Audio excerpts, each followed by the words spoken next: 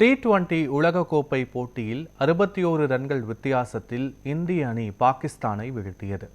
இலங்கையின் கொழும்புவில் உள்ள தர்மசலா மைதானத்தில் நடைபெற்ற இந்த போட்டியில் டாஸ் வென்ற பாகிஸ்தான் அணி பந்து வீச்சை தேர்வு செய்தது.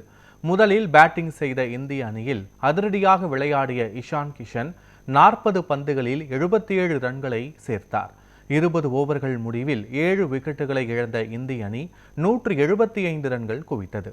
இலக்கை துரத்தி விளையாடிய பாகிஸ்தான் அணி வீரர்கள் இந்திய வீரர்களின் அசாத்தியமான பந்துவீச்சை சமாளிக்க முடியாமல் வந்த வேகத்தில் நடையை கட்டினர். 18வது ஓவரில் அனைத்து விக்கெட்டுகளையும் இழந்த பாகிஸ்தான் 114 ரன்கள் மட்டுமே எடுத்து தோல்வியடைந்தது. இப்போட்டியில் இந்தியா வென்றதன் மூலம் சூப்பர் 8 சுற்றுக்கு முன்னேறியுள்ளது. சிறப்பாக விளையாடிய இந்திய வீரர் இஷான் கிஷனுக்கு ஆட்டநாயகன் விருது வழங்கப்பட்டுள்ளது.